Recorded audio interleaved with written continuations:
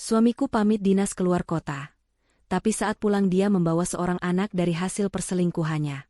Dia memintaku untuk menerima anak itu dan merawatnya tinggal bersama di rumahku. Aku tidak tinggal diam. Langsung kuusir mereka berdua. Dan yang kulakukan selanjutnya membuat suami beserta selingkuhannya syok karena Sebelum ceritanya dimulai, silahkan tulis di kolom komentar dari daerah mana saja teman-teman yang menonton cerita ini. Jangan lupa like dan subscribe agar channel ini bisa semakin berkembang dan bisa mempersembahkan cerita yang lebih menarik lagi. Aroma wangi dari sop buntut yang kaya akan rempah-rempah menguar lembut di seluruh penjuru rumah. Dania tersenyum puas sambil mengaduk kuah kaldu yang berwarna kecoklatan itu untuk terakhir kalinya. Semua adalah kesukaan Lucky, suaminya. Hari ini, setelah 2 minggu penuh Lucky pergi untuk perjalanan dinas yang katanya sangat penting di luar kota, pria itu akan pulang. Dania ingin menyambutnya dengan sempurna. Rumah sudah bersih dan rapi, wangi pewangi lantai berpadu dengan aroma masakan, menciptakan suasana hangat yang selalu Lucky rindukan. Dania melirik jam di dinding, sudah menunjukkan pukul 7 malam. Menurut pesan terakhir Lucky 1 jam yang lalu, dia sudah dalam perjalanan dari bandara. Seharusnya tidak lama lagi. Dania menata meja makan dengan teliti. Piring, sendok, garpu, dan gelas tertata rapi di atas taplak meja bersih. Ia bahkan meletakkan sebuah vas kecil berisi bunga sedap malam di tengah meja. Bunganya yang putih bersih menebarkan keharuman yang menenangkan. 7 tahun pernikahan bukanlah waktu yang singkat.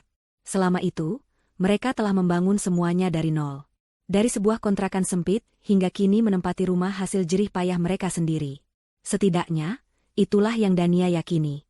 Lucky adalah pria yang pekerja keras, seorang suami yang bertanggung jawab. Perjalanan dinasnya yang semakin sering adalah bukti dedikasinya pada pekerjaan, demi masa depan mereka berdua. Dania selalu berusaha menjadi istri yang pengertian, yang mendukung setiap langkah suaminya. Ia tidak pernah banyak bertanya, tidak pernah menaruh curiga. Kepercayaan adalah pondasi utama dalam pernikahan mereka. Sambil menunggu, Dania duduk di sofa ruang tengah, menyalakan televisi namun pikirannya tidak benar-benar di sana. Ia membayangkan wajah lelah Lucky yang akan segera berubah cerah, saat melihat semua persiapan yang telah ia lakukan. Ia akan memeluk suaminya, menanyakan bagaimana pekerjaannya, dan membiarkannya beristirahat. Lamunannya buyar ketika ponselnya bergetar. Sebuah pesan singkat dari Lucky. Aku sudah di depan komplek. Sayang, sebentar lagi sampai. Hati Dania seketika menghangat. Ia bergegas menuju teras, merapikan kembali tatanan rambutnya, dan memastikan penampilannya terlihat segar. Tak lama kemudian, suara deru mobil Lucky terdengar memasuki halaman. Lampu mobil menyorot taman kecil di depan rumah, sebelum akhirnya mesin mobil dimatikan. Hening sejenak. Dania menunggu dengan senyum terkembang di bibirnya. Pintu mobil terbuka, namun Lucky tidak langsung turun. Ia tampak berbicara dengan seseorang di dalam. Dania mengernyitkan dahi sejenak, mungkin Lucky bersama rekan kerjanya yang ikut mengantar. Beberapa saat kemudian, Lucky akhirnya turun dari mobil. Pria itu tampak sedikit berbeda. Wajahnya terlihat letih, tetapi ada gurat kecemasan yang tidak bisa disembunyikan. Senyumnya terlihat kaku. Namun, bukan itu yang membuat senyum di wajah Dania membeku. Bukan itu yang membuat jantungnya seolah berhenti berdetak. Di samping Lucky, berdiri seorang anak perempuan kecil, berusia sekitar 3 tahun, yang memegang erat tangan suaminya. Anak itu mengenakan gaun berwarna merah muda yang sedikit kusam, dengan rambut ikal yang diikat 2.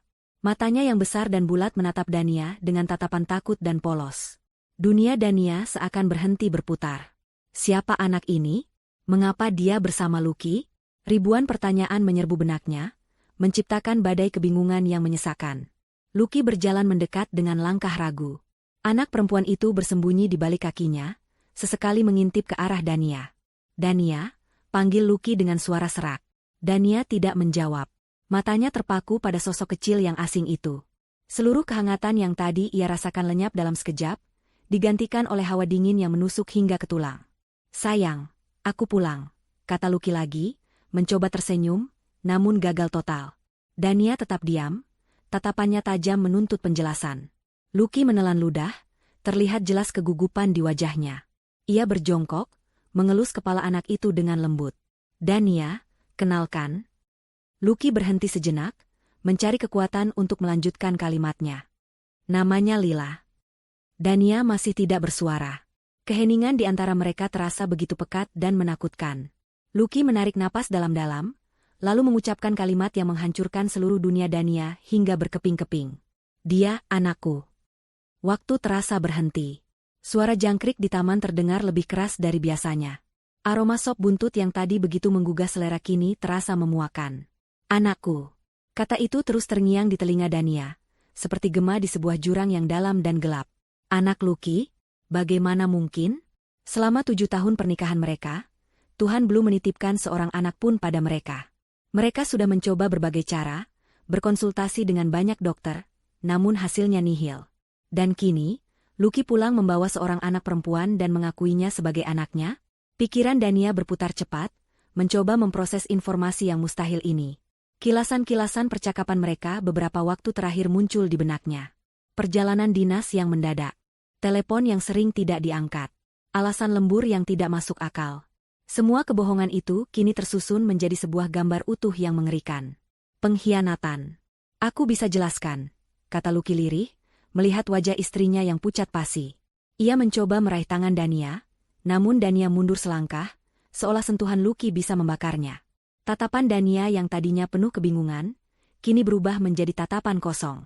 Hatinya hancur, remuk, menjadi debu. Kepercayaan yang ia bangun selama 7 tahun runtuh dalam hitungan detik. Pria yang ia cintai, yang ia layani dengan sepenuh hati, telah menikamnya dari belakang dengan begitu kejam. Dania menatap Lucky, lalu beralih menatap Lila yang masih bersembunyi ketakutan. Anak itu tidak berdosa, tetapi kehadirannya adalah bukti nyata dari sebuah pengkhianatan yang tak termaafkan. Lucky, dalam kebodohannya, melanjutkan penjelasannya. Ia berbicara tentang seorang wanita bernama Vania.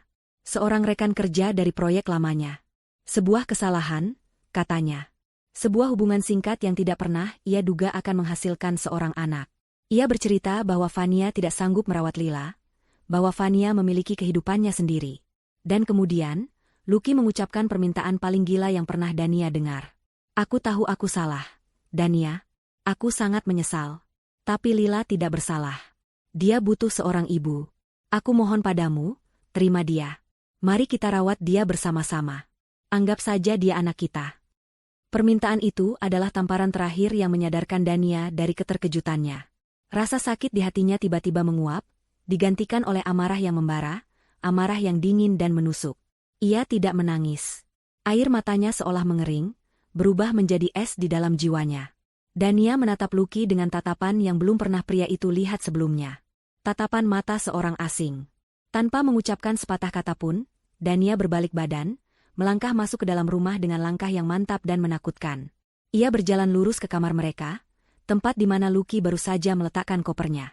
Dengan seluruh tenaga yang ia miliki, Dania menyeret koper besar itu keluar kamar, melewati ruang tengah, dan menuju pintu depan. Lucky hanya bisa mematung, tidak mengerti apa yang akan dilakukan istrinya. Dania membuka pintu lebar-lebar, lalu dengan sekali hentakan, ia melemparkan koper itu ke halaman rumput. Suara debuman koper yang jatuh memecah keheningan malam. Kemudian, Dania menatap lurus ke mata Lucky, matanya menyala dengan kebencian murni. Suaranya keluar, bukan seperti jeritan histeris, melainkan seperti desisan tajam yang penuh penekanan. Rumah ini, mobil ini, semuanya atas namaku. Surat-suratnya ada padaku. Dania berhenti sejenak, membiarkan kata-katanya meresap. Sekarang, bawa anak hasil perzinahanmu itu dan pergi dari sini. Jangan pernah sekalipun menunjukkan wajah kalian lagi di hadapanku. Ia menunjuk ke arah gerbang dengan jarinya yang gemetar karena amarah. Keluar. Pintu terbanting menutup dengan suara keras, seolah menjadi penegas akhir dari sebuah babak kehidupan. Gema suara itu menggantung di udara, sebelum akhirnya ditelan oleh keheningan yang jauh lebih memekakan. Di luar, Dania bisa mendengar suara Lucky yang memanggil namanya dengan panik, diselingi tangisan lirih dari Lila.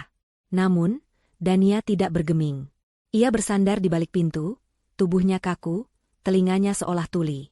Beberapa saat kemudian, terdengar suara mesin mobil yang dinyalakan dengan kasar, lalu menjauh dengan cepat, meninggalkan jejak ban di jalanan komplek dan meninggalkan luka menganga di hati Dania. Setelah suara itu benar-benar hilang, barulah kekuatan di kaki Dania seakan lenyap. Ia merosot ke lantai, punggungnya masih menempel di pintu kayu yang dingin. Ia tidak menangis. Yang ada hanyalah kehampaan. Ruang tengah yang tadi terasa hangat kini terasa seperti sebuah gua yang dingin dan asing. Meja makan yang tertata indah terlihat seperti sebuah ejekan. Aroma sop buntut yang masih tercium di udara membuat perutnya mual. Pandangannya kosong, menatap lurus ke depan, menembus dinding. Pikirannya memutar ulang kejadian beberapa menit yang lalu seperti sebuah film rusak. Wajah Lucky yang cemas. Tangan kecil Lila yang menggenggam erat jari suaminya. Kalimat, "Dia anakku." Setiap detail terpatri begitu jelas, membakar jiwanya. 7 tahun. 7 tahun ia mendedikasikan hidupnya untuk seorang pria yang ternyata menjalani kehidupan ganda. 7 tahun ia memimpikan suara tawa anak kecil di rumah ini, sementara suaminya ternyata sudah memiliki seorang anak dengan wanita lain. Rasa sakit itu begitu luar biasa, begitu fisik, seolah ada tangan tak kasat mata yang meremas jantungnya hingga hancur. Kenangan-kenangan indah yang dulu menjadi hartanya kini berubah menjadi racun. Ia teringat bagaimana Lucky meyakinkannya untuk berhenti dari pekerjaannya yang cemerlang di sebuah firma konsultan keuangan. "Biar aku saja yang bekerja, sayang. Kamu urus rumah dan dirimu sendiri. Kamu adalah ratuku," begitu kata Lucky saat itu. Dania, yang dibutakan oleh cinta, setuju. Ia menjadi istri rumah tangga yang sempurna, mengelola keuangan mereka dengan sangat baik, menginvestasikan uang mereka hingga aset mereka berlipat ganda, sementara Lucky hanya tahu menerima laporan bulanan dan menandatangani dokumen yang Dania sodorkan. Ia teringat semua perjalanan dinas Lucky. Ia bahkan sering membekali Lucky dengan vitamin dan makanan kesukaannya, khawatir suaminya kelelahan. Betapa bodohnya dia. Perhatiannya, kepeduliannya, semuanya hanya menjadi fasilitas bagi Lucky untuk berselingkuh dengan nyaman. Kemarahan mulai merayap naik, menggantikan kehampaan. Kemarahan yang pekat dan hitam. Dania bangkit berdiri. Langkahnya goyah, namun tujuannya jelas. Ia berjalan ke arah meja makan, tangannya menyapu semua yang ada di atasnya. Piring, gelas, dan vas bunga berjatuhan ke lantai, pecah berkeping-keping. Suara pecahan keramik itu seolah menjadi musik pengiring bagi hatinya yang juga telah hancur. Tapi itu tidak cukup. Ia berjalan ke dinding di mana sebuah foto pernikahan besar mereka terpajang. Foto di mana mereka berdua tersenyum bahagia, terlihat begitu sempurna. Dania menatap wajah Lucky di foto itu. Wajah seorang pembohong. Dengan sebuah teriakan yang tertahan di tenggorokan, ia menarik foto itu dari dinding dan membantingnya ke lantai. Kaca pelindungnya pecah, menciptakan retakan yang melintang tepat di wajah mereka berdua. Melihat itu, Dania tidak merasakan kelegaan. Yang ia rasakan adalah sebuah titik balik. Cukup sudah air mata dan rasa sakit. Kesedihan tidak akan mengubah apapun. Lucky dan wanita itu telah mengambil kebahagiaannya. Sekarang, ia akan mengambil kembali semua miliknya. Dania berjalan menuju ruang kerjanya, sebuah ruangan yang jarang dimasuki Lucky karena dianggap membosankan. Ruangan itu adalah pusat kendalinya. Di balik sebuah lukisan pemandangan alam, terdapat sebuah brankas tersembunyi. Dengan jari-jari yang kini tidak lagi gemetar, Dania memutar kombinasi angka dan membuka pintu brankas yang berat. Di dalamnya, tersimpan seluruh senjata rahasianya. Bukan pistol atau pisau, melainkan tumpukan dokumen yang rapi. Ia mengeluarkan semuanya dan meletakkannya di atas meja kayu yang kokoh. Ada perjanjian pranikah yang mereka tanda tangani seminggu sebelum menikah. Lucky hanya tertawa saat menandatanganinya, menganggapnya sebagai formalitas konyol dari almarhum ayah Dania yang protektif. Di dalam perjanjian itu tertulis jelas, bahwa semua aset yang berasal dari warisan keluarga Dania dan semua aset yang dibeli atas nama Dania selama pernikahan, akan tetap menjadi milik Dania sepenuhnya jika terjadi perpisahan. Kemudian, ada sertifikat rumah yang mereka tinggali. Atas nama Dania. Almarhum ayahnya, seorang pengacara ulung, telah mewanti-wanti putrinya untuk selalu melindungi dirinya sendiri. Cinta bisa buta, Dania. Tapi surat hukum bisa melihat dengan jelas. Begitu pesan ayahnya. Dania juga mengeluarkan sertifikat 2 ruko yang sedang disewakan, beberapa bidang tanah, dan bukti kepemilikan mobil. Semuanya atas nama Dania. Lucky berpikir semua itu adalah aset bersama, buah kerja kerasnya. Padahal, sebagian besar modal awal berasal dari warisan Dania yang ia putar dengan cerdas. Lucky hanyalah wajah perusahaan, sementara Dania adalah otaknya. Ia membuka sebuah map berisi laporan investasi dan portofolio saham. Selama ini, setiap keuntungan dari investasi bersama, secara perlahan dan legal, telah ia alihkan ke rekening terpisah yang Lucky tidak ketahui. Ia tidak pernah berniat buruk.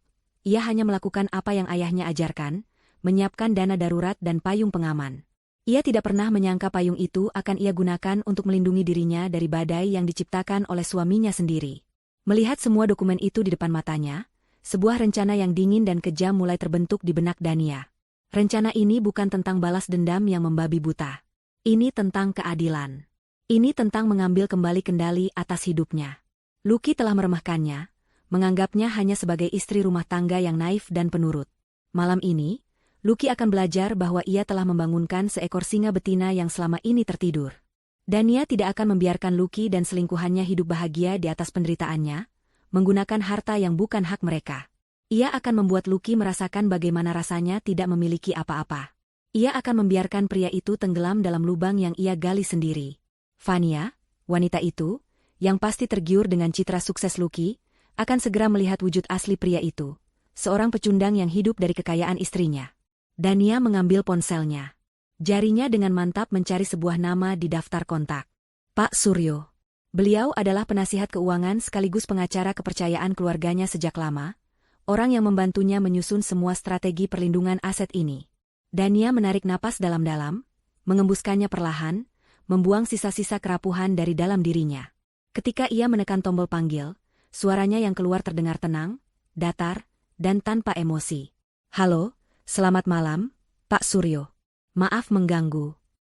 Ia mendengarkan jawaban dari seberang sejenak. Saya baik-baik saja, Pak. Saya menelepon karena ada hal yang sangat mendesak.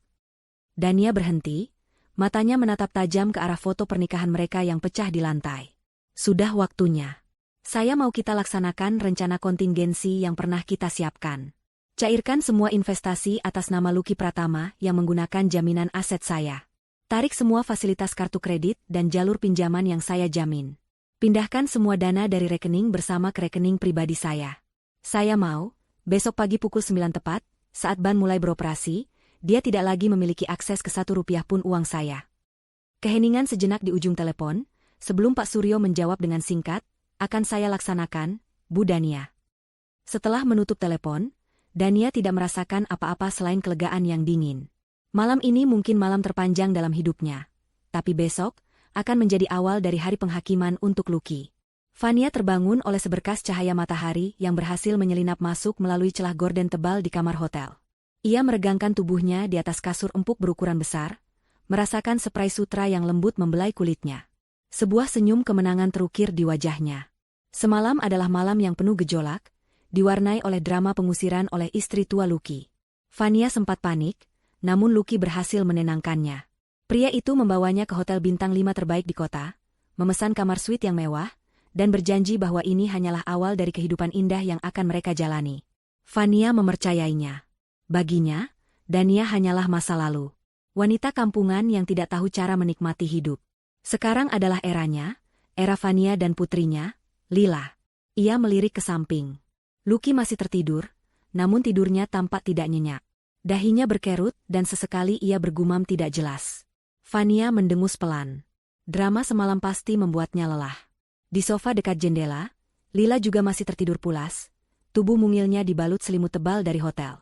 Vania meraih ponselnya, membuka aplikasi properti dan mulai menelusuri daftar apartemen mewah untuk disewa. Ia sudah membayangkan akan mendekorasi rumah baru mereka, mengadakan pesta dengan teman-teman sosialitanya, dan memamerkan Lucky sebagai tambang emas barunya. Ia tidak sabar untuk memulai. Setelah beberapa saat, Lucky akhirnya terbangun. Ia duduk di tepi ranjang, memijat pelipisnya. Pagi, sayang, sapa Vania dengan nada manja.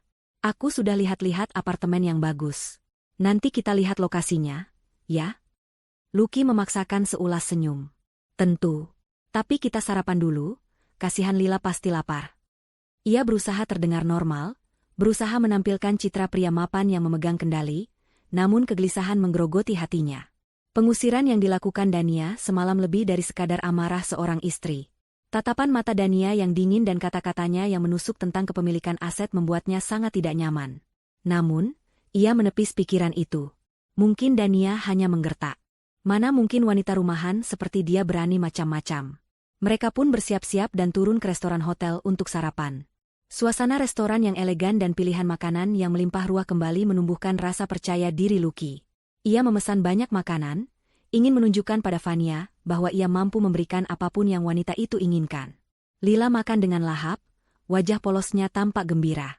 Vania sibuk mengambil foto makanan untuk diunggah ke media sosialnya. Semuanya tampak sempurna. Masalah dimulai ketika Lucky hendak membayar tagihan. Pelayan datang membawa mesin EDC. Dengan gaya angkuh, Lucky menyodorkan kartu kredit utamanya, sebuah kartu platinum dengan limit tak terbatas, atau setidaknya itulah yang ia pikir. Pelayan menggesek kartu itu. Sekali. 2 kali. Maaf, Pak. Kartunya ditolak, kata pelayan itu dengan sopan. Wajah Lucky seketika memerah karena malu. Coba lagi, mungkin sinyalnya jelek. Perintahnya. Pelayan itu mencoba lagi, hasilnya sama. Vania, yang sedang asyik dengan ponselnya, mulai menatap Lucky dengan pandangan bertanya. Ada apa? Bisiknya. Lucky menjadi gugup. Tidak apa-apa. Coba pakai kartu yang ini, katanya sambil mengeluarkan kartu kredit lain dari dompetnya. Hasilnya pun sama. Ditolak. Keringat dingin mulai membasahi dahi Lucky. Beberapa pengunjung di meja sekitar mulai melirik ke arah mereka. Suasana menjadi sangat canggung. Pak, mungkin Bapak bisa coba membayar dengan kartu debit, usul si pelayan. Lucky, dengan perasaan malu yang luar biasa, akhirnya mengeluarkan kartu debitnya.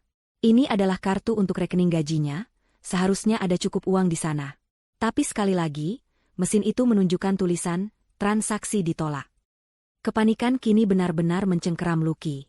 Ia meminta maaf pada pelayan dan berjanji akan menyelesaikannya di resepsionis. Mereka kembali ke kamar dengan tergesa-gesa, meninggalkan sarapan mereka yang belum habis. Wajah Vania sudah masam. Lucky, ada apa sebenarnya? Jangan bikin malu, deh. Masa bayar sarapan saja tidak bisa? Cerocosnya begitu pintu kamar tertutup. Aku tidak tahu, Van. Mungkin ada kesalahan sistem di bank. Tenang saja, aku akan urus, jawab Lucky dengan suara bergetar. Ia segera menelepon layanan pelanggan bank. Setelah melewati prosedur verifikasi yang terasa begitu lama, Lucky akhirnya terhubung dengan seorang petugas. Selamat pagi, dengan Lucky Pratama di sini. Saya mau cek status kartu kredit dan rekening saya. Sepertinya ada masalah, semua transaksi saya ditolak. Katanya mencoba terdengar tenang. Petugas di seberang telepon memintanya menunggu sejenak. Lucky bisa mendengar suara ketikan keyboard. Vania berdiri di hadapannya dengan tangan terlipat di dada, menatapnya dengan tajam.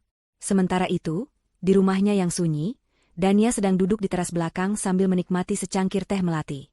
Udara pagi terasa segar. Tidak ada lagi sisa-sisa kemarahan di wajahnya, yang ada hanyalah ketenangan yang dingin. Ponselnya bergetar. Sebuah pesan masuk dari Pak Suryo. Isinya singkat, semua instruksi sudah dilaksanakan tepat pukul 9. Seluruh fasilitas atas nama Lucky Pratama yang dijamin oleh Anda telah dibekukan. Selamat pagi, Bu Dania. Dania membaca pesan itu, lalu meletakkan ponselnya kembali di meja. Ia menyesap tehnya perlahan, matanya menatap hamparan rumput hijau di tamannya. Semuanya berjalan sesuai rencana. Di kamar hotel, suara petugas bank akhirnya terdengar kembali di telepon Lucky. Terima kasih sudah menunggu, Pak Lucky. Berdasarkan data kami, seluruh fasilitas kartu kredit Bapak telah dibekukan pagi ini pukul 9. Jantung Lucky serasa mencelos. Dibekukan? Kenapa? Atas dasar apa? Tanyanya dengan nada tinggi. Pembekuan dilakukan atas permintaan dari pihak penjamin utama, yaitu Ibu Dania Wijoyo, jawab petugas itu dengan nada datar. Lucky terdiam. Dania, jadi ini bukan gertakan. Lalu bagaimana dengan rekening debit saya? Itu rekening gaji saya, tidak ada hubungannya dengan dia, sergah Lucky. Mohon maaf, Pak, untuk rekening bersama dengan nomor sekian-sekian, telah terjadi penarikan seluruh dana oleh Ibu Dania selaku pemilik rekening utama. Saldo Anda saat ini 0. Sedangkan untuk rekening gaji Bapak, sepertinya ada pendebetan otomatis untuk pembayaran tagihan tertunggak yang jaminannya juga baru saja dicabut. Saldo efektif di rekening Bapak juga 0. Dunia Lucky seakan runtuh. 0. Seluruh kerja kerasnya, seluruh uangnya, lenyap dalam sekejap. Tidak mungkin. Ini pasti kesalahan, teriak Lucky pada telepon, namun ia tahu ia hanya menyangkal kenyataan. Setelah menutup telepon dengan kasar, ia mencoba membuka aplikasi mobile bankingnya. Benar saja. Semua rekeningnya menunjukkan angka 0 besar yang seolah mengejeknya. Ia jatuh terduduk di tepi ranjang, wajahnya pucat pasi. Vania yang sejak tadi mendengarkan percakapan itu menjadi murka. Apa maksudnya? Apa maksudnya uangmu habis karena perempuan itu? Desaknya. Belum sempat Lucky menjawab, pintu kamar mereka diketuk dengan keras. Manajer hotel berdiri di sana dengan 2 orang petugas keamanan. Selamat pagi, Pak Lucky. Waktu check-out Anda sudah lewat 1 jam. Dan kami mendapat laporan tagihan restoran yang belum terbayar. Mohon segera diselesaikan. Lucky menatap manajer itu dengan pandangan kosong. Ia tidak punya uang sepeser pun. Tepat pada saat itu, sebuah email masuk ke ponselnya. Notifikasi resmi dari bank. Dengan tangan gemetar, Lucky membukanya. Di sana tertulis dengan bahasa yang formal dan dingin, semua fasilitas kredit dan pinjaman atas namanya telah dihentikan efektif per hari ini, sesuai dengan penarikan jaminan yang dilakukan oleh Ibu Dania Wijoyo. Lucky membaca kalimat itu dengan suara lirih. Fania merebut ponsel dari tangannya, membaca email itu dengan cepat. Matanya membelalak tak percaya, sebelum akhirnya berubah menjadi tatapan penuh amarah dan kebencian. Jadi ini rencanamu? Desisnya tajam. Kamu bilang akan memberiku kehidupan yang lebih baik, tapi ternyata kamu tidak punya apa-apa tanpa istrimu.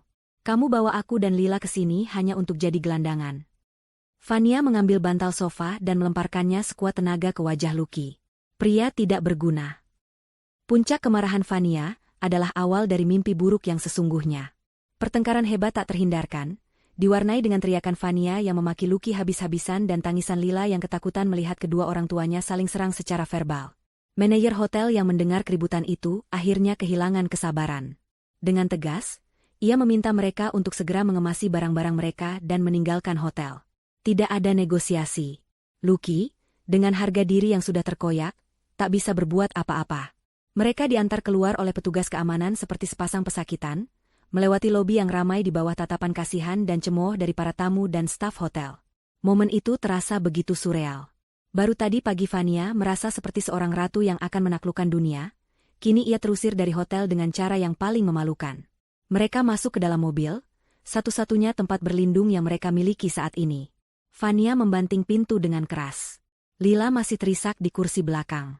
Keheningan yang canggung menyelimuti mereka, hanya dipecah oleh suara isakan Lila. Lucky menyandarkan kepalanya di setir, merasa pusing dan putus asa. Ia harus mendapatkan uang. Segera. Pilihan pertamanya jatuh pada Rian, sahabatnya sejak kuliah. Ia yakin Rian pasti akan membantunya. Dengan sisa harapan, Lucky menelepon sahabatnya itu. Halo, Rian? Bro, gue butuh bantuan, kata Lucky begitu teleponnya diangkat. Ia menceritakan versinya, bahwa ia sedang ada masalah perbankan yang rumit dan butuh pinjaman uang tunai untuk beberapa hari. Ia bisa mendengar Rian berdeham di seberang sana. Waduh, Luke, bukannya gue nggak mau bantu, tapi bulan ini gue lagi pas-pasan banget. Baru bayar uang sekolah anak sama cicilan rumah. Beneran lagi nggak ada pegangan sama sekali, jawab Rian dengan nada yang terdengar dibuat-buat. Lucky merasa ada yang aneh. Rian tidak pernah menolaknya sebelumnya. Tapi ia tidak punya pilihan selain menerima penolakan itu. Oh, oke, bro. Nggak apa-apa. Thanks, ya, katanya lirih sebelum menutup telepon. Ia tidak tahu, 15 menit sebelumnya, Rian baru saja menerima sebuah email dari firma hukum Suryo Rekan. Email itu tidak menuduh Lucky apapun. Hanya sebuah pemberitahuan itikat baik yang menginformasikan bahwa firma tersebut sedang menangani potensi sengketa aset antara klien mereka, Ibu Dania Wijoyo, dengan Bapak Lucky Pratama, dan menyarankan para mitra bisnis untuk berhati-hati dalam melakukan transaksi keuangan dengan Lucky untuk menghindari potensi masalah hukum di kemudian hari. Email serupa juga dikirimkan ke hampir semua kolega dan rekan bisnis penting Lucky. Dania, melalui Pak Suryo, telah membumi hanguskan reputasi Lucky bahkan sebelum Lucky sempat meminta tolong. Lucky tidak menyerah. Ia mencoba menelepon rekan bisnisnya yang lain, Pak Hartono, seorang pengusaha senior yang sering bekerja sama dengannya. Jawabannya lebih dingin. Maaf, Lucky. Untuk saat ini, saya rasa perusahaan kami belum bisa melanjutkan kerjasama atau memberikan pinjaman apapun sampai masalah internal Anda selesai. Saya harap Anda mengerti. Panggilan itu ditutup begitu saja.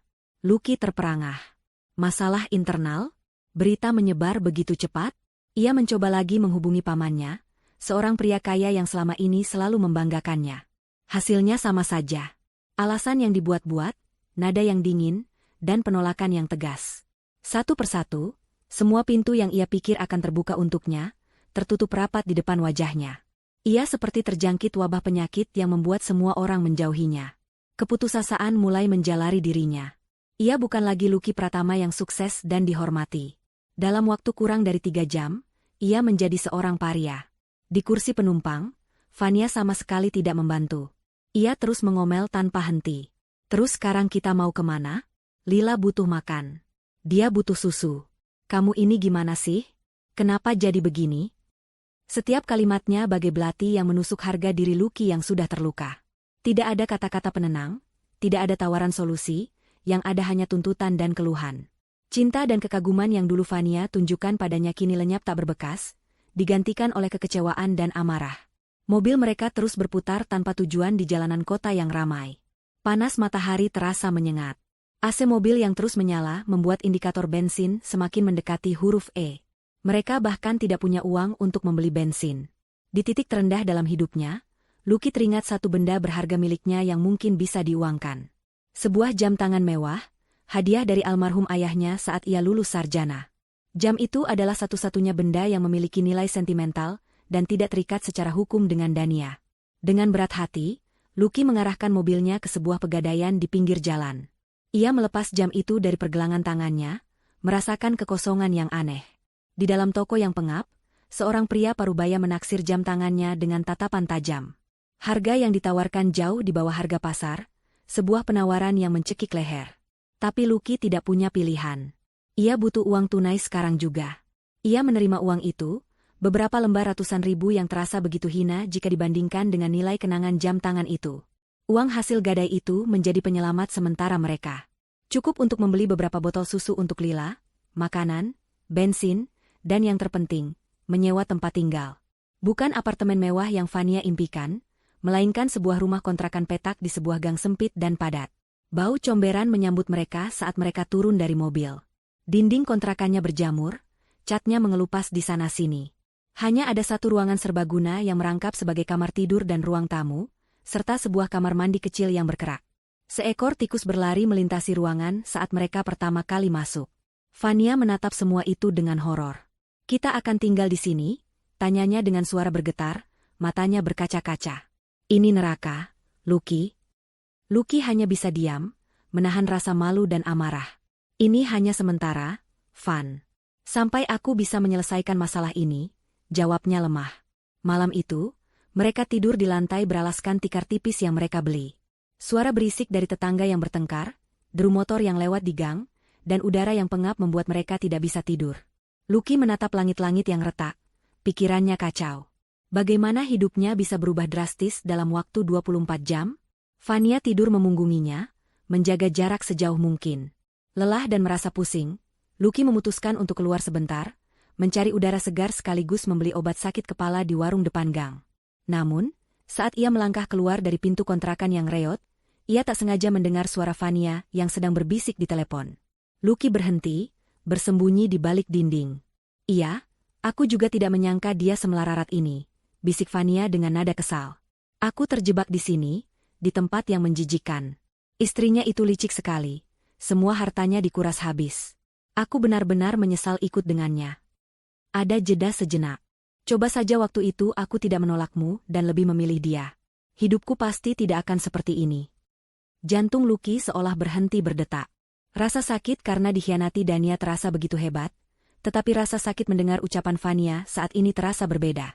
Ini adalah penghinaan. Ia menyadari sebuah kebenaran pahit. Wanita yang membuatnya rela membuang 7 tahun pernikahannya, ternyata tidak pernah benar-benar mencintainya.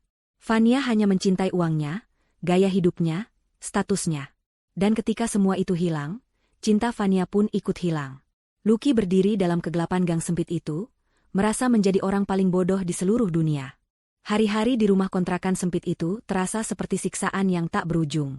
Setiap pagi, Lucky terbangun bukan karena cahaya matahari, melainkan karena suara batuk Lila yang demamnya tak kunjung turun, atau omelan Vania yang mengeluhkan segalanya. Dinding yang tipis membuat pertengkaran tetangga terdengar, seperti terjadi di kamar mereka sendiri. Bau apak dari kamar mandi yang lembab menempel di pakaian dan napas mereka. Lucky, yang dulu memulai hari dengan secangkir kopi mahal dan koran bisnis, kini memulainya dengan menatap langit-langit yang bocor dan menghitung sisa uang di sakunya. Kenangan akan hinaan Vania di telepon malam itu terus menghantuinya, membunuh sisa-sisa perasaan yang ia miliki untuk wanita itu. Ia kini melihat Vania apa adanya, seorang parasit yang hanya bisa menempel saat inangnya kuat, dan akan menggerogoti saat inangnya lemah. Sementara Lucky terjebak dalam penyesalan dan kebencian pada dirinya sendiri, Vania terjebak dalam kemuakan. Ia benci tempat ini, ia benci menjadi miskin. Ia benci melihat Lila yang sakit-sakitan, karena ia tak punya uang untuk membawanya ke dokter yang layak. Setiap kali ia melihat Lucky yang hanya diam dan merenung, amarahnya meluap. Baginya, diamnya Lucky adalah tanda kelemahan, bukti bahwa pria itu sudah menyerah. Ia tidak sadar bahwa Lucky sedang berpikir keras. Otaknya yang panik berusaha mencari jalan keluar dari labirin kesesatan yang ia ciptakan sendiri. Dalam keputusasaannya yang paling dalam, sebuah ingatan muncul. Sebuah harapan kecil yang selama ini terlupakan. PT Cipta Mandiri. Sebuah perusahaan konsultan kecil yang ia dirikan 3 tahun lalu, untuk menangani proyek-proyek sampingan yang tidak ingin ia laporkan ke perusahaan utama. Ia selalu menganggap perusahaan itu sebagai miliknya pribadi, kerajaannya sendiri, terpisah dari campur tangan Dania dan keluarganya. Harapan itu menjalari dirinya seperti sengatan listrik. Mungkin Dania, dalam semua perhitungannya yang cermat, telah melupakan aset kecil ini. Mungkin ini adalah kesempatannya untuk bangkit kembali. Dengan semangat baru yang rapuh, Lucky pergi ke sebuah warung internet yang ramai dan berisik. Ia sudah tidak memiliki laptop, benda itu ikut lenyap bersama kemewahan lainnya. Di depan sebuah komputer tua yang lambat, ia dengan gugup memasukkan kata sandi untuk mengakses rekening bank perusahaan itu. Jantungnya berdebar kencang. Ketika halaman itu akhirnya terbuka, matanya terpaku pada deretan angka saldo. Tidak banyak, hanya sekitar 200 juta rupiah. Jauh dari kekayaannya dulu, tapi di saat seperti ini, uang itu terasa seperti harta karun. Itu lebih dari cukup untuk memulai lagi, untuk membungkam keluhan Fania, untuk membawa Lila ke dokter. Tanpa berpikir panjang, didorong oleh kebutuhan mendesak dan ego yang terluka, Lucky membuat keputusan fatal. Ia tidak akan menarik uang itu secara bertahap. Ia akan mengambil sebagian besarnya sekaligus. Ia membuka rekening bank baru atas namanya sendiri melalui aplikasi ponsel, lalu membuat sebuah transaksi transfer sebesar 150 juta rupiah dari rekening perusahaan ke rekening pribadinya. Untuk mengelabui sistem, ia menuliskan keterangan transfer sebagai pelunasan invoice vendor Omega Tech. Nama vendor fiktif yang ia karang saat itu juga. Saat ia menekan tombol konfirmasi, ada perasaan lega yang luar biasa. Ia merasa telah berhasil mengelabui Dania. Ia telah menemukan satu celah dalam benteng pertahanan istrinya. Kemenangan kecil ini membuatnya merasa kuat kembali, merasa seperti Lucky Pratama yang dulu. Ia tidak sadar bahwa ia baru saja melangkah masuk ke dalam perangkap yang telah disiapkan dengan sempurna untuknya.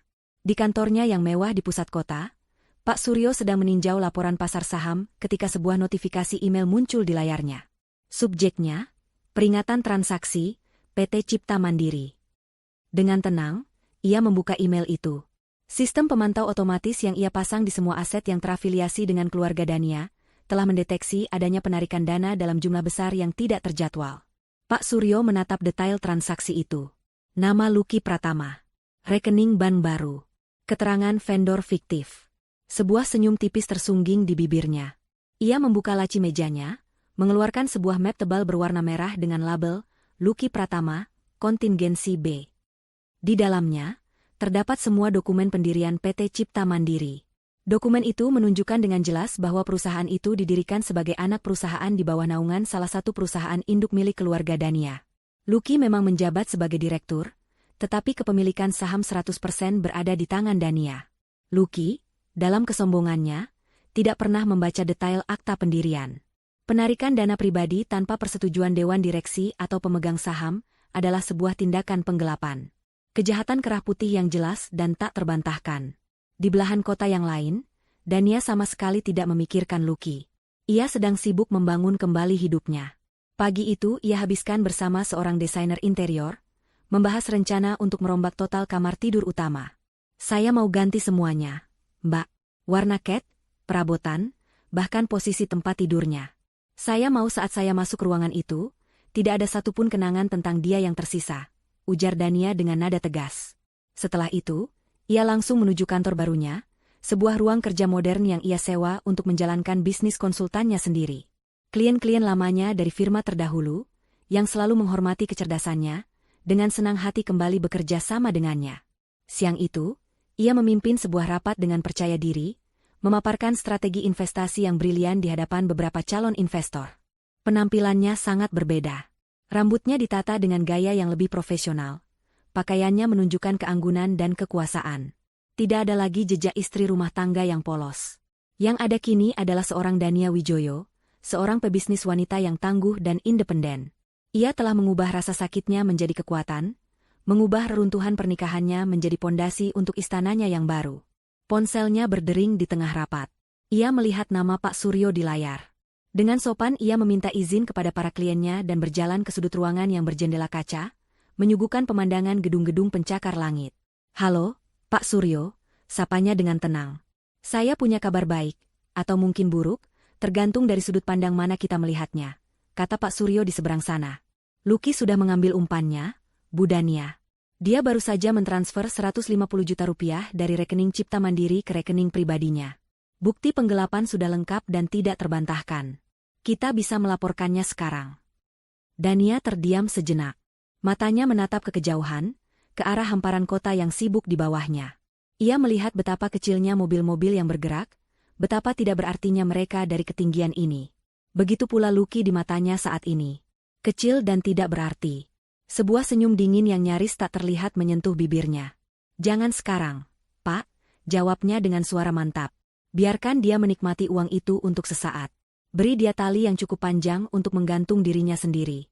Kita akan bergerak saat dia merasa paling aman." Uang 150 juta rupiah itu terasa seperti napas buatan bagi Lucky dan Fania. Lucky merasa seperti dewa penyelamat. Hal pertama yang ia lakukan adalah membawa mereka keluar dari kontrakan terkutuk itu. Ia menyewa sebuah apartemen tipe studio di gedung kelas menengah. Tidak mewah, tapi bersih, aman, dan jauh dari bau comberan serta pertengkaran tetangga. Ia segera membawa Lila ke dokter spesialis anak yang bagus. Ternyata Lila hanya menderita demam biasa yang diperparah oleh stres dan kondisi lingkungan yang buruk. Setelah mendapat obat yang tepat, kesehatan Lila cepat membaik. Lucky juga membelikan Fania beberapa helai baju baru dan mengajaknya makan di restoran yang layak. Perubahan kondisi finansial itu secara instan mengubah sikap Fania. Omelannya berhenti. Wajahnya yang selalu masam kini kembali dihiasi senyuman. Ia kembali menjadi Fania yang dulu Lucky kenal.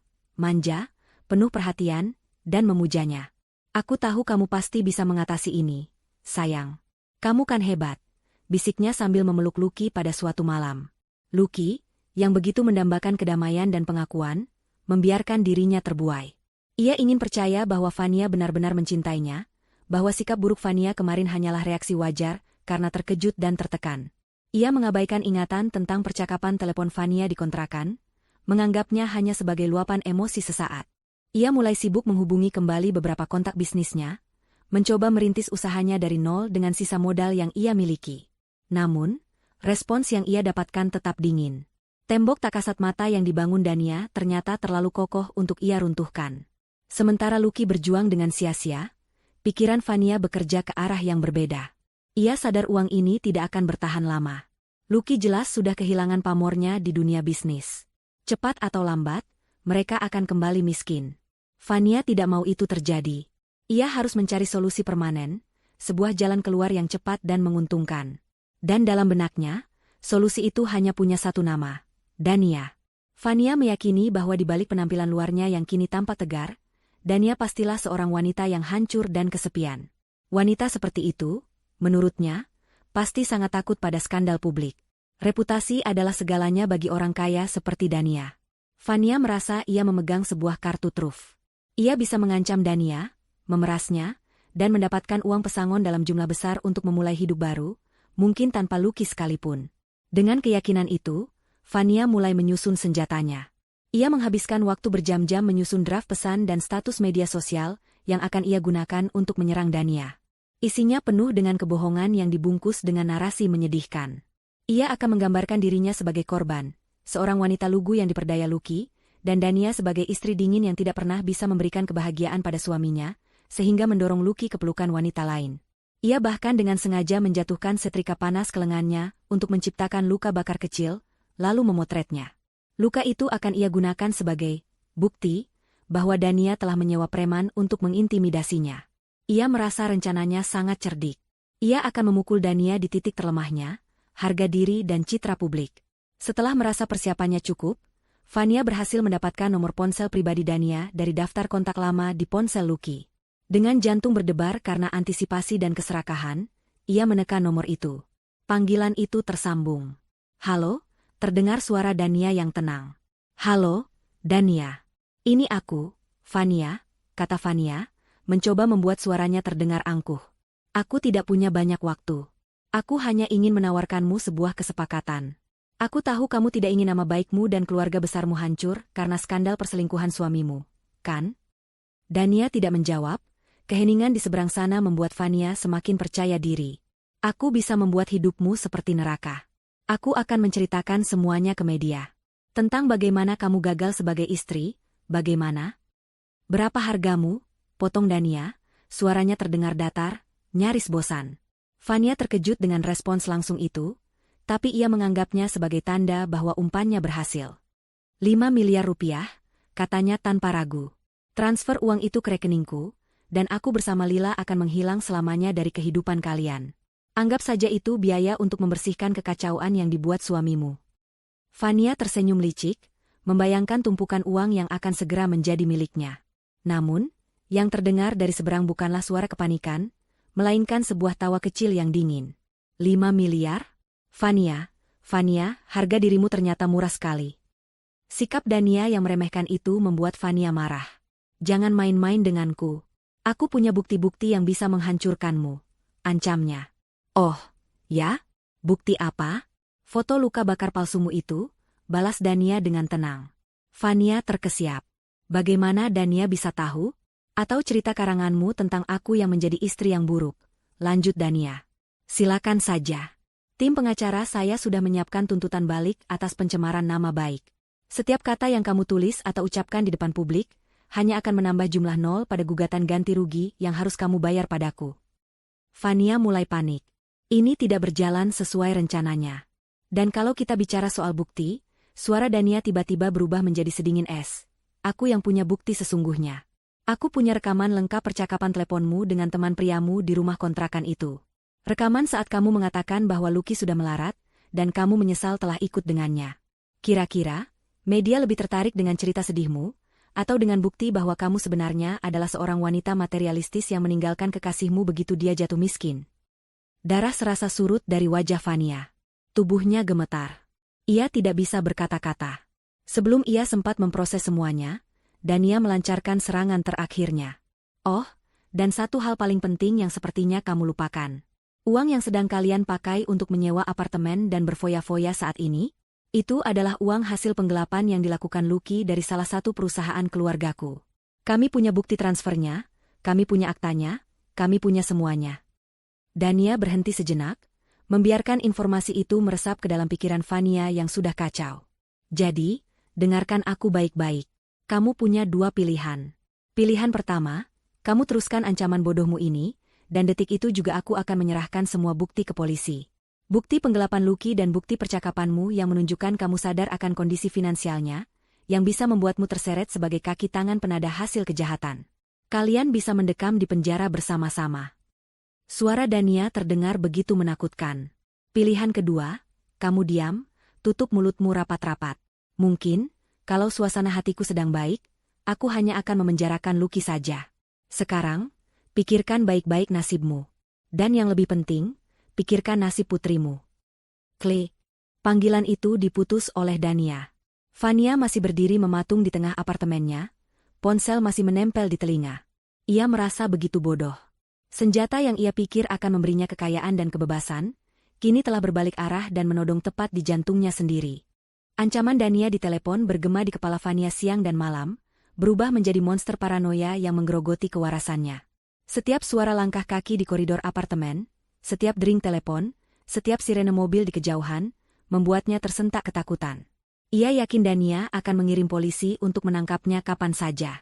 Kehidupan di apartemen kelas menengah yang sempat terasa seperti surga kecil, kini berubah menjadi penjara yang menyiksa. Ia memandangi Lucky dengan cara yang berbeda. Pria itu bukan lagi sandaran hidupnya, melainkan sebuah bom waktu yang bisa meledak kapan saja dan menyeretnya ikut hancur. Ia menjadi pendiam, mudah tersinggung, dan sering melamun. Lucky, yang masih terbuai oleh harapan palsu, merasakan perubahan drastis itu. Kamu kenapa sih, Van? Sejak pindah ke sini kamu jadi aneh, tegur Lucky pada suatu sore. Aku tidak aneh, balas Fania dengan ketus. Aku hanya lelah dengan semua ketidakpastian ini. Kamu bilang akan menyelesaikan masalahmu, tapi sampai sekarang tidak ada hasilnya. Ia tidak berani menceritakan ancaman Dania. Ia takut Lucky akan melakukan hal bodoh yang justru mempercepat kehancuran mereka. Hubungan mereka yang baru saja diperbaiki dengan segepok uang, kini retak kembali. Atmosfer di dalam apartemen menjadi begitu tegang dan penuh kecurigaan. Lucky curiga Vania menyembunyikan sesuatu. Sementara Vania hidup dalam teror, merasa seolah dinding-dinding apartemen ikut mengawasinya. Ia mulai membenci Lucky dengan sungguh-sungguh, menyalahkannya atas situasi mengerikan yang ia hadapi. Di saat yang bersamaan, ia juga membenci dirinya sendiri, karena telah begitu bodoh mempertaruhkan segalanya untuk pria yang ternyata adalah sebuah kegagalan besar. Ia merasa terjebak, tidak bisa maju dan takut untuk mundur. Di tengah ketegangan itu, hanya Lila yang menjadi pengingat bisu akan kesalahan mereka. Tangisannya di malam hari seolah menjadi lagu pengiring bagi kegagalan kedua orang tuanya. Sementara itu, di Menara Gadingnya, Dania memutuskan bahwa waktunya telah tiba. 2 minggu telah berlalu sejak Lucky melakukan penggelapan. Pria itu sudah cukup lama menikmati uang haramnya, sudah cukup lama merasakan harapan palsu. Dania telah menyelesaikan sebuah proyek merger besar untuk kliennya, sebuah pencapaian yang menegaskan kembali posisinya sebagai konsultan keuangan yang brilian. Ia berdiri di depan jendela kantornya, menatap kota yang terhampar di bawah.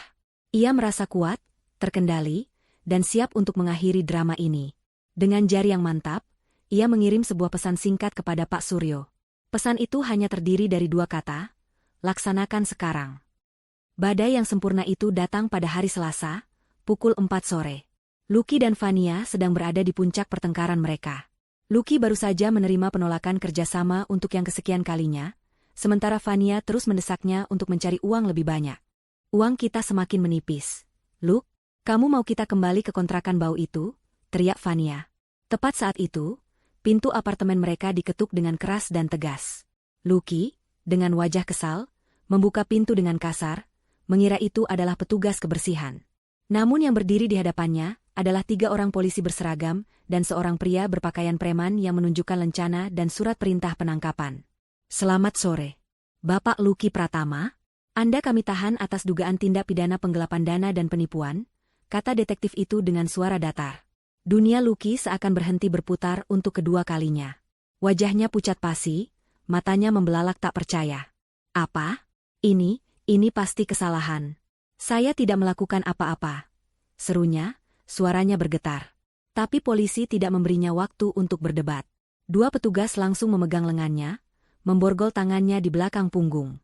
Vania, yang melihat pemandangan itu dari ruang tengah, merasakan kakinya lemas seperti jeli.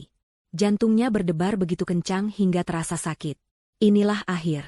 Mereka datang untuknya juga. Ia mundur perlahan, tubuhnya menabrak dinding, matanya nanar menatap Lucky yang digiring keluar. Saat itulah, seorang pria lain berpenampilan rapi melangkah maju dari belakang polisi. Permisi, saya Budi, perwakilan dari manajemen gedung apartemen Mutiara, katanya dengan nada formal. Sesuai dengan pasal 7 ayat 3 dalam kontrak sewa Anda, kami terpaksa melakukan terminasi sewa secara sepihak dan bersifat segera, dikarenakan penyewa terbukti terlibat dalam aktivitas kriminal yang mengganggu ketertiban. Anda diminta untuk mengosongkan unit ini dalam waktu 1 jam ke depan. Ini adalah pukulan ganda yang mematikan. Sebuah serangan yang telah dikoordinasikan dengan sempurna. Saat Lucky yang terus berteriak bahwa ini adalah jebakan digiring masuk ke dalam lift, pria dari manajemen gedung itu menatap Vania dengan dingin. Waktu Anda dimulai dari sekarang, Bu. 2 orang petugas keamanan akan menunggu di depan pintu untuk memastikan prosesnya berjalan lancar. Pintu apartemen dibiarkan terbuka. Vania ditinggalkan sendirian dalam keheningan yang mencekam, hanya ditemani oleh Lila yang mulai menangis karena merasakan ketegangan di sekitarnya. Kepanikan yang luar biasa menjalari Vania. Lucky ditangkap. Ia diusir. Uang mereka yang tersisa ada di dompet Lucky yang ikut dibawa polisi. Ia tidak punya apa-apa.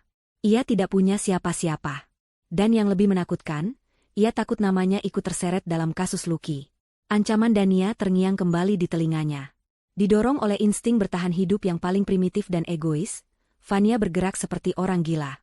Ia membuka lemari, menarik keluar semua pakaiannya dan pakaian Lila, lalu melemparkannya begitu saja ke dalam sebuah tas travel besar. Ia tidak peduli lagi dengan barang-barang lain. Yang ada di otaknya hanyalah lari. Lari sejauh mungkin dari sini, dari kota ini, dari semua masalah ini. Tepat 1 jam kemudian, ia keluar dari unit apartemennya, menyeret tas besar dengan 1 tangan dan menggandeng Lila yang masih menangis dengan tangan lainnya. Ia berjalan melewati lobi dengan kepala tertunduk, menghindari tatapan ingin tahu dari penghuni lain. Ia berdiri di tepi jalan raya yang ramai, di bawah langit senja yang mulai menguning. Klakson mobil dan deru mesin terdengar memekakan. Ia merasa begitu kecil dan tersesat. Beban di pundaknya terasa begitu berat. Tas travel yang berat, dan seorang anak kecil yang kini sepenuhnya menjadi tanggung jawabnya.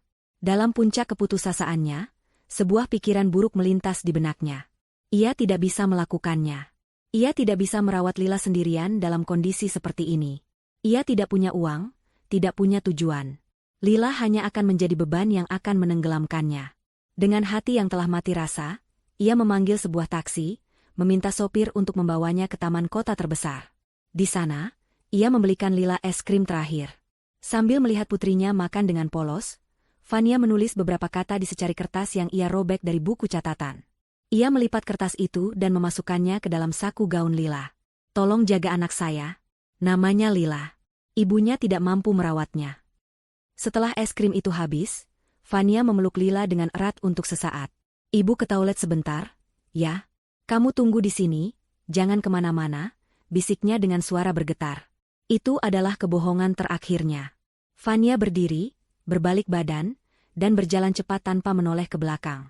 Ia melebur dalam keramaian orang-orang di taman, meninggalkan putrinya yang berusia 3 tahun sendirian di bangku taman, dengan es krim yang mulai meleleh di tangannya. Lampu neon yang berdengung di langit-langit ruang interogasi terasa menusuk mata Lucky. Ruangan itu terasa dingin dan berbau pengap. Di atas meja di hadapannya, tergeletak setumpuk bukti yang tak bisa ia sangkal.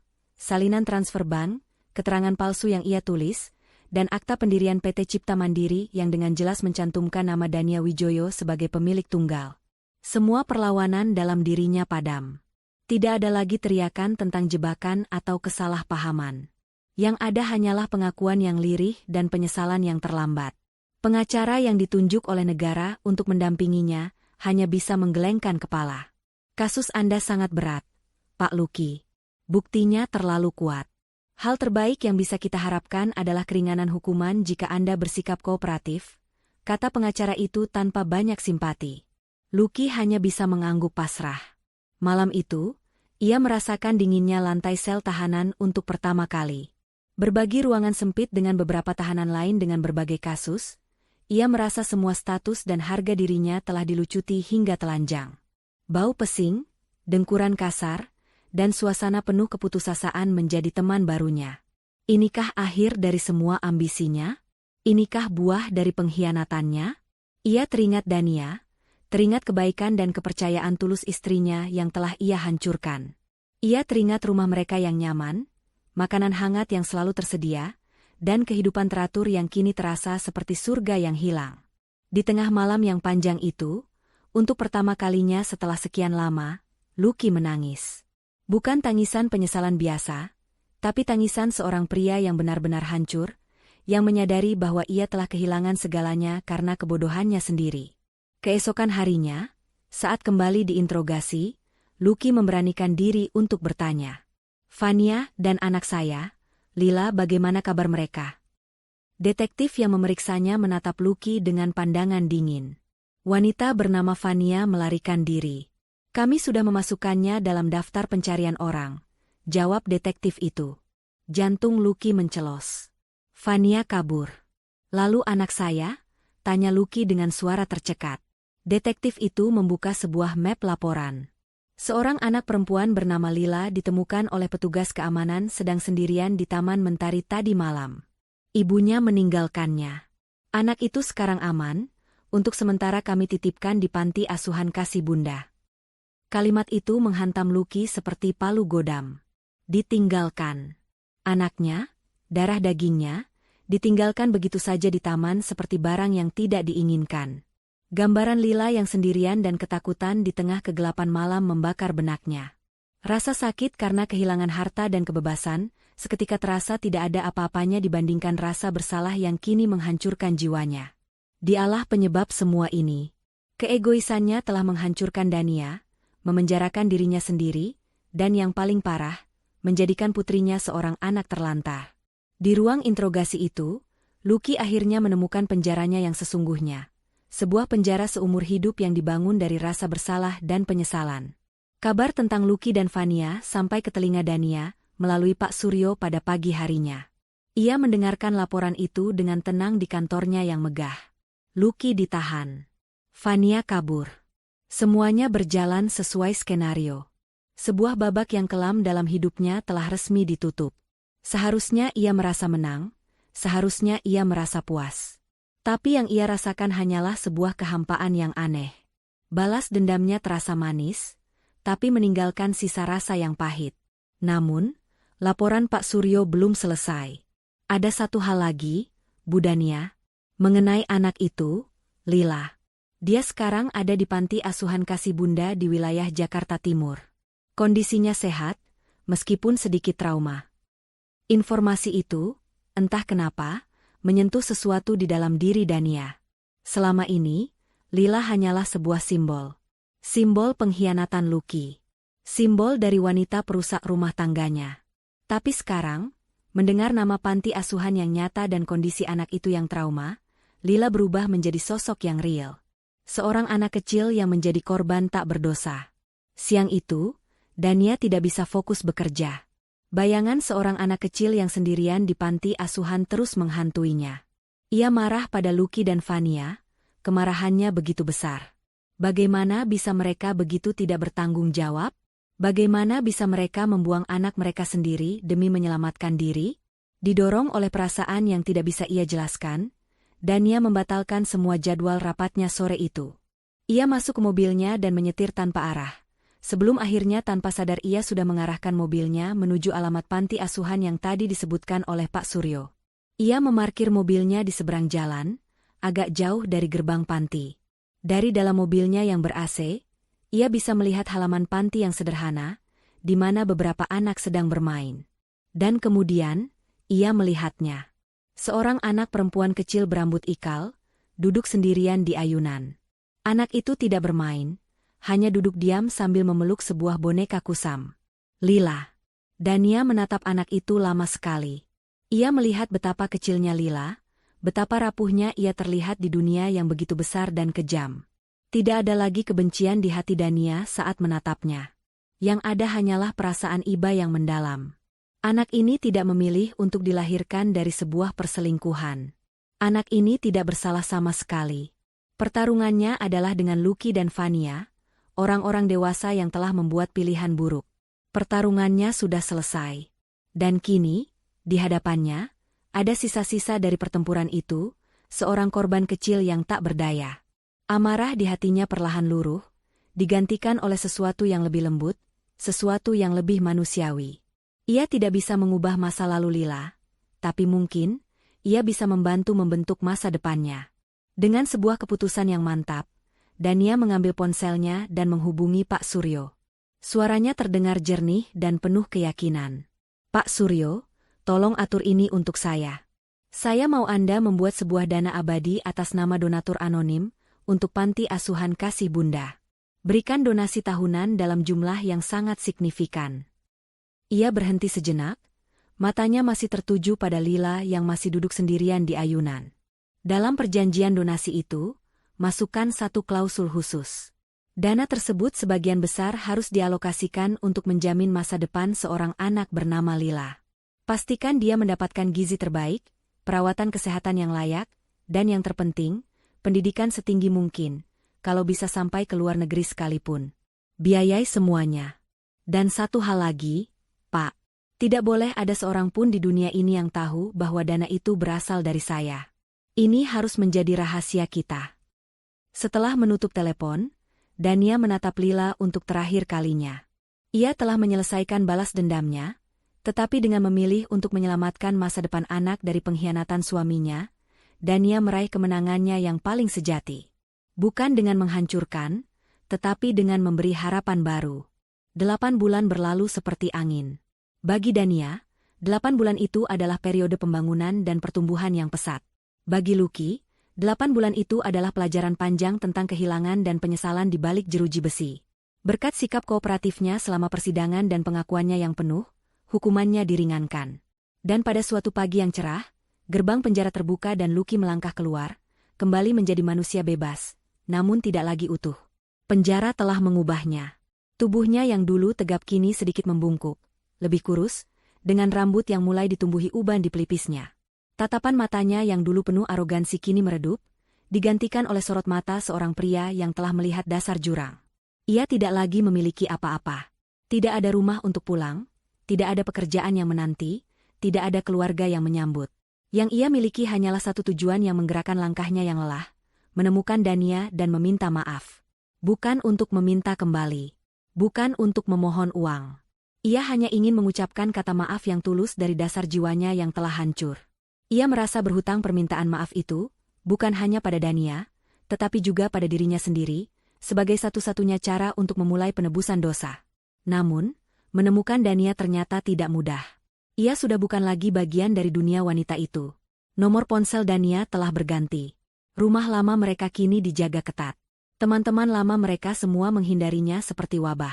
Selama beberapa minggu, Lucky hidup menggelandang, bekerja serabutan sebagai kuli panggul di pasar untuk sekadar bisa makan sekali sehari.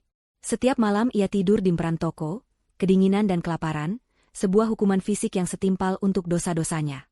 Akhirnya, melalui seorang kenalan lama yang masih punya sedikit rasa kasihan, ia mendapatkan informasi. Dania kini adalah pendiri sekaligus CEO dari Dewe Consulting, sebuah firma penasihat investasi yang sedang naik daun dan berkantor di salah satu gedung pencakar langit paling prestisius di pusat kota. Dengan pakaian terbaiknya yang tersisa, sebuah kemeja lusuh dan celana panjang yang sedikit pudar, Lucky memberanikan diri mendatangi gedung itu. Ia merasa seperti kurcaci di negeri para raksasa. Semua orang di sekelilingnya berjalan cepat, mengenakan setelan mahal dan memancarkan aura kesuksesan. Ia merasa begitu kecil, begitu kotor, begitu tidak pantas. Setelah bertanya pada direktori gedung, ia naik lift ke lantai 45. Jantungnya berdebar kencang. Pintu lift terbuka, menampilkan lobi kantor yang begitu modern dan mewah, dengan logo Dewe Consulting terpampang elegan di dinding marmer. Ia melangkah ragu menuju meja resepsionis yang dijaga oleh seorang wanita muda yang menatapnya dengan pandangan aneh. "Selamat siang, ada yang bisa saya bantu?" tanya resepsionis itu dengan nada yang berusaha tetap sopan. Saya ingin bertemu dengan Ibu Dania Wijoyo," kata Lucky dengan suara serak. "Apakah sudah ada janji temu?" tanya si resepsionis lagi, tatapannya menyeratkan keraguan. "Belum. Tolong sampaikan saja, Lucky Pratama ingin bertemu." Nama itu rupanya dikenali. Ekspresi si resepsionis langsung berubah menjadi waspada. "Mohon maaf, Pak, Ibu Dania sedang sibuk," katanya dengan tegas. Lucky sudah menduganya. "Saya mohon. Hanya 5 menit. Saya tidak akan mengganggunya," pintanya dengan nada memelas. Tepat saat itu, pintu kaca sebuah ruangan rapat terbuka. Dania melangkah keluar, sedang berbicara serius dengan beberapa orang kolega bisnisnya. Ia tampak begitu berbeda. Rambutnya dipotong pendek sebahu, membuatnya terlihat lebih segar dan tegas. Ia mengenakan blazer berwarna biru tua yang menunjukkan otoritas. Ia memancarkan aura kekuatan dan kepercayaan diri yang begitu cemerlang. Pandangan mereka bertemu. Untuk sesaat, Dania tampak terkejut, namun ia berhasil menguasai dirinya dengan cepat. Lucky hanya bisa mematung, terpesona sekaligus merasa semakin kerdil. Setelah menyelesaikan percakapannya, Dania berjalan mendekat. "Biarkan dia masuk," katanya pada resepsionis, lalu menatap Lucky. "Kita bicara di bawah." Mereka tidak bicara di kantornya yang privat. Dania membawanya ke sebuah kedai kopi yang ramai di lobi gedung. Sebuah tempat publik yang netral, di mana Dania memegang kendali penuh. Ia memesan segelas macchiato. Lucky hanya meminta segelas air putih. Mereka duduk berhadapan di sebuah meja kecil dekat jendela. Keheningan terasa begitu berat.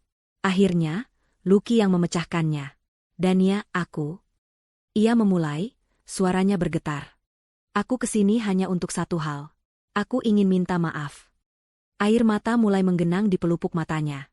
"Aku minta maaf atas semuanya. Atas pengkhianatanku, atas kebohonganku, atas keegoisanku. Aku telah menghancurkanmu, menghancurkan pernikahan kita. Tidak ada satu hari pun di penjara aku tidak menyesali perbuatanku." Ia bercerita dengan tulus, tanpa ada nada membela diri. Ia menceritakan bagaimana di dalam sel ia akhirnya menyadari betapa berharganya Dania, dan betapa bodohnya ia telah menyia-nyiakan segalanya. "Aku juga tahu," lanjut Lucky sambil menyeka air matanya. "Pengacaraku memberitahu bahwa ada donatur anonim yang menjamin masa depan Lila. Aku tahu itu kamu, Dania. Tidak ada orang lain yang akan melakukannya. Terima kasih. Dari dasar hatiku yang paling dalam, Terima kasih sudah menyelamatkan putriku yang bahkan tidak berdosa itu. Aku tidak pantas menerima kebaikanmu, tapi terima kasih. Ia menundukkan kepalanya, bahunya terguncang oleh isak tangis yang tertahan. Dania mendengarkan semuanya dengan ekspresi yang tenang, sulit ditebak. Tidak ada kemarahan, tidak ada kebencian. Yang ada hanyalah sebuah jarak yang begitu jauh di antara mereka. Setelah Lucky selesai, Dania menyesap kopinya perlahan. Aku menerima permintaan maafmu, Lucky, katanya dengan suara yang lembut namun tegas. Bukan untukmu, tapi untuk diriku sendiri. Agar aku bisa benar-benar melepaskan masa lalu. Ia menatap lurus ke mata Lucky. Tapi maafmu tidak akan pernah bisa mengembalikan kepercayaanku yang sudah hancur. Penjara, kemiskinan, penderitaan yang kamu alami saat ini, itu semua bukanlah balasan dariku. Itu adalah cermin dari perbuatanmu sendiri. Kamu menuai apa yang kamu tanam.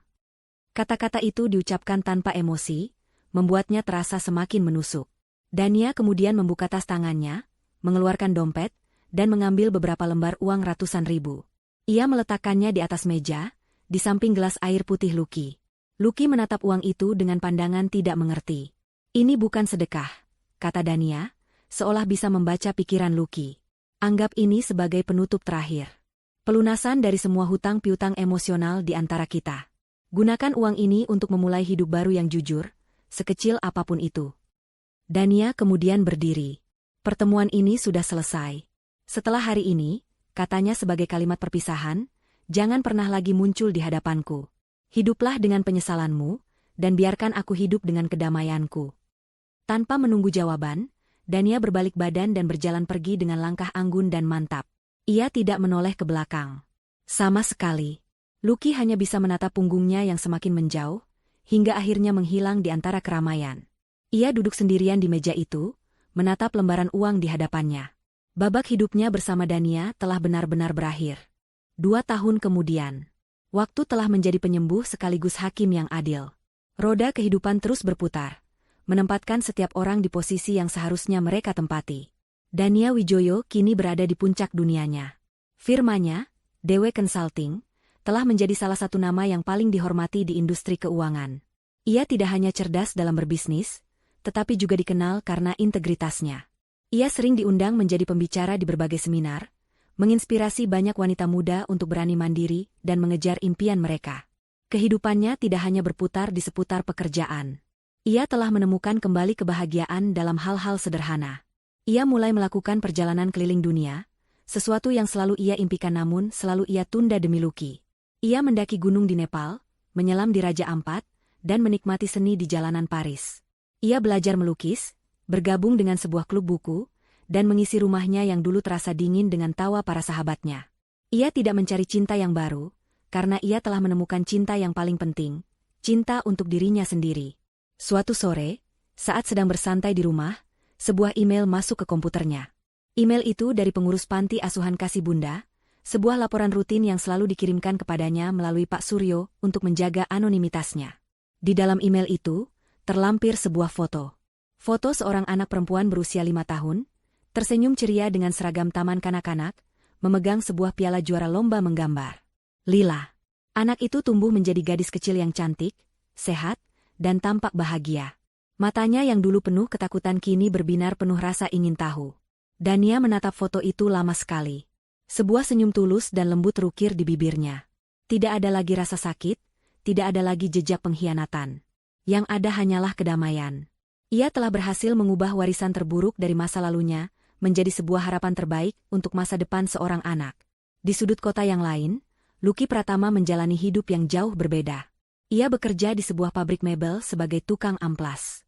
Pekerjaan yang jujur, namun berat dan bergaji kecil. Setiap hari ia pulang ke sebuah kamar kos kecil yang pengap, dengan bau kayu dan keringat yang menempel di tubuhnya. Ia hidup dalam kesendirian. Uang pemberian Dania dulu ia gunakan untuk membayar uang muka sewa kamar dan bertahan hidup sampai ia mendapatkan pekerjaan ini. Ia tidak pernah lagi mencoba menghubungi siapapun dari masa lalunya. Setiap bulan, sebagian kecil dari gajinya ia tabung, dengan niat suatu saat nanti bisa ia kirimkan untuk Lila. Meskipun ia tahu uang itu tidak ada artinya dibandingkan dana yang telah Dania siapkan. Penjara abadinya bukanlah dinding pabrik atau kamar kosnya yang sempit. Penjaranya adalah ingatannya sendiri. Bayangan wajah Dania yang kecewa dan bayangan Lila yang ia biarkan terlantar. Itulah karmanya, sebuah kehidupan yang dihabiskan dalam kerja keras dan penyesalan yang sunyi. Sementara Fania, namanya muncul dalam sebuah berita kriminal singkat yang tidak sengaja dibaca oleh Pak Suryo. Ia ditangkap di Surabaya karena terlibat dalam sindikat penipuan kartu kredit. Fotonya yang terpampang di koran online menunjukkan seorang wanita yang kuyu dan tampak jauh lebih tua dari usianya. Kecantikannya yang dulu ia banggakan telah luntur, digantikan oleh gurat keputusasaan. Ia melarikan diri dari satu masalah, hanya untuk masuk ke dalam masalah yang lebih besar. Ia menghabiskan hidupnya mengejar jalan pintas menuju kemewahan, namun yang ia temukan hanyalah jalan buntu menuju kehinaan. Karmanya adalah kehidupan yang terus-menerus dalam pelarian, selalu takut dan tidak pernah menemukan kedamaian. Cerita ini berakhir pada suatu pagi yang indah. Dania berdiri di balkon vilanya di Bali, tempat ia sedang berlibur seorang diri. Di tangannya ada secangkir kopi hangat. Udara pagi yang sejuk membelai wajahnya. Di hadapannya, matahari perlahan terbit dari ufuk timur, melukis langit dengan warna jingga, merah muda, dan emas. Pemandangan itu begitu agung, begitu penuh harapan. Dania menarik napas dalam-dalam, merasakan kedamaian meresap ke seluruh tubuh dan jiwanya. Ia telah melewati badai tergelap dalam hidupnya, diterjang oleh pengkhianatan dan kebohongan. Ia sempat jatuh, hancur berkeping-keping. Tapi dari reruntuhan itu, ia memilih untuk bangkit, bukan untuk membalas dendam, tetapi untuk membangun kembali dirinya menjadi sosok yang lebih kuat, lebih bijaksana, dan lebih utuh dari sebelumnya. Ia telah memenangkan pertempurannya. Badai telah usai. Dan di hadapannya, fajar baru kini terbentang, cerah dan tanpa batas, miliknya seorang.